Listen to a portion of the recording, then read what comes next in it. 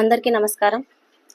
నేను దీని గురించి ఆల్రెడీ మాట్లాడడంగానే జరిగింది. కాకపోతే మళ్ళీ నా మీద కేసు పెట్టిన తర్వాత మరొకసారి మీడియా మిత్రుల ద్వారా నంద్యాల ప్రజలకు మరియు అందరికీ ఈ సంఘటన గురించి ఇంకొకసారి చెప్పాలనే ఈరోజు ఈ సంఘటన గురించి మాట్లాడడానికి రావడం జరిగింది.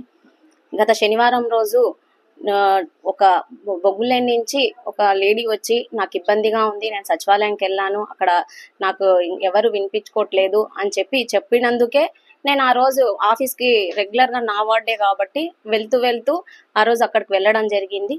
నేను నా భర్త వెళ్ళిన వెంటనే అక్కడికి వెళ్ళేసరికే కొందరు వ్యక్తులైతే అక్కడ పచ్చ కండువాలు కప్పుకొని ముఖ్యమంత్రి గారి ఉప ముఖ్యమంత్రి గారి ఫొటోస్ తీసుకొని అక్కడ ఉండడం జరిగింది.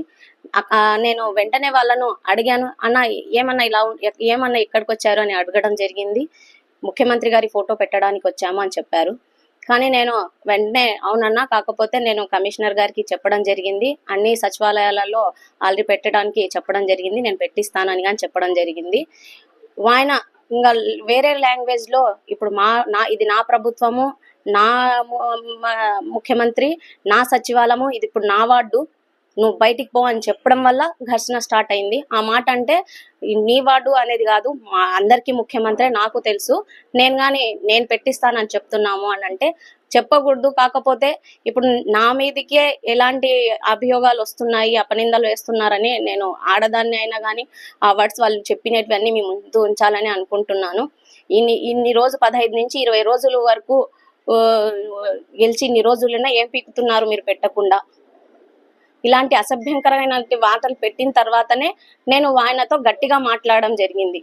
దాని తర్వాత మళ్ళీ వెంటనే ఏమన్నారు అని అంటే, నీకు ఒక గంటలో నిన్ను రోడ్డు మీదకి ఈడుస్తాను, నీ ఇల్లు ఖాళీ చేపిస్తాను అని చెప్పి నా ముందనే ఇంటి ఓనర్స్ గాని ఫోన్ చేయడం జరిగింది. అసభ్యంగా మాట్లాడుతున్నందుకే నేను రియాక్ట్ అయ్యాను. కొట్టడానికి ముందుకు వస్తుంటేనే నేను గట్టిగా కేకలు వేశాను. చీరుస్తానే నిన్ను అన్నందుకే ఎవరు నువ్వు నాకు చెప్పడానికి అని చెప్పానే తప్ప, నేను ఇంకొకటి అక్కడ అదే తప్ప వాళ్ళకి ఇంకా వేరే మాటలు కానీ గలీజ్గా మాట్లాడలేదు. ఆయననే ఆడపిల్లని చూడకుండా చీరేస్తాను, నిన్ను రోడ్డు మీదకి ఈడుస్తాను, ఇలాంటి ఇప్పుడు నీ ఎమ్మెల్యే గెలిచినప్పుడు నేను వచ్చినానా, నువ్వు ఎందుకు కూర్చున్నావు, లే బయటికి ముందు పో, ఈ కుర్చీ నా ముందనే కుర్చీ లాక్కొని ఏం పీక్కుంటావు పీక్కో, ఈయనే కూర్చుంటా, ఇలాంటి మాటలు చెప్పితే నేను గట్టిగా అరచకుండా ఏం చేయాలి అనేది మీరే చెప్పాలి. అంతేకాకుండా అలా కూర్చున్న తర్వాత ఒక ఫొటోస్ వచ్చాయి నా ముందర. నేను అసలు ఫొటోస్ ని వాళ్ళు ఇవ్వండి అని కోరుకున్నా వాళ్ళు నా చేతికి కానీ ఇవ్వలేదు. ఆయన అక్కడ వేసుకొని కూర్చుని అంటే ఆయన కూర్చున్న తర్వాత నేను వెళ్ళి సీట్లో కూర్చున్నా. పక్క నుంచి ఇంకొక వ్యక్తి ఇది అతకం చేస్తుందిరా, ఇలాంటి మాటలు మాట్లాడుతుంటే నేను బాగా ఉండదు, గట్టిగా ఇట్లా నేను చేయి చూపించి మాట్లాడాను అని అంటే బాగుండదు, సరిగా మాట్లాడండి అనే చెప్పినాను. కానీ గట్టిగా ఎక్కడ ఎవరిని మాట్లాడలేదు. ఒక్కొక్కరు ఇటు నుంచి ఒకరు వచ్చే పొద్దురా బయటికి అని ఒకరు, ఇటు నుంచి ఒకరు ఇది అతికేం చేస్తుందిరా అని ఒకరు, నిన్ను చీలుస్తానే అని ఒకరు, ఇలాంటి మాటలు మాట్లాడుతుంటేనే తప్ప నేను ఖండించాను. అంతే తప్ప ఎక్కడ ముఖ్యమంత్రి గారికి కానీ ఉప ముఖ్యమంత్రి గారికి కానీ మినిస్టర్ గారిని కానీ అవగౌరవపరిచేటట్టు మాట్లాడలేదు.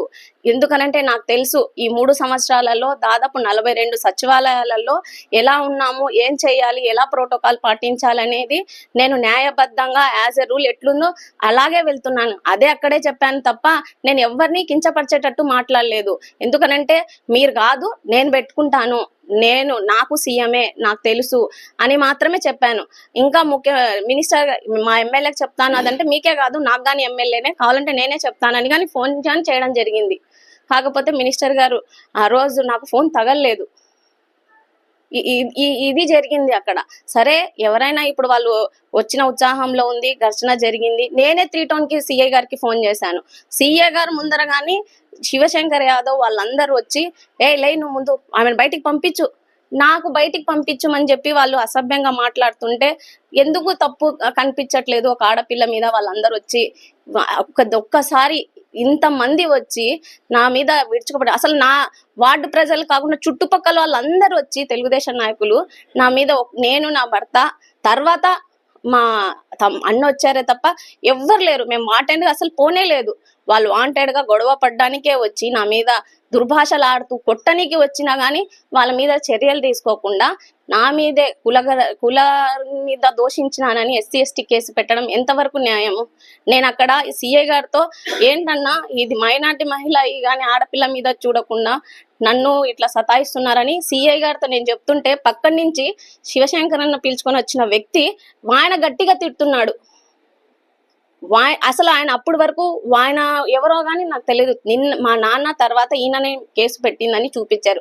ఆయన ఇంతకు ముందు ఆయన గుర్తు పెట్టుకొని రాజకీయం చేసేంత ఆయన అసలు నాకు తెలియదు ఎవరో. ఒక్క మాట కానీ కులం గురించి కానీ ఏ మాట కానీ ఎవరిని నేను తిట్టనాము కించపరిచి మాట్లాడడం జరగలేదు. వాళ్ళు తిడుతుంటే ఆడపిల్లని చూడకుండా నా పక్కన ఉన్న కొడకా గిడక అని చెప్తుంటే నేను దాన్ని ఖండించానే తప్ప ఎవరిని నేను కించపరచలేదు. ఓన్లీ ప్రోటోకాల్ పాటించండి, నేను పెట్టిస్తాను, కమిషనర్ గారికి చెప్తానని చెప్పాను.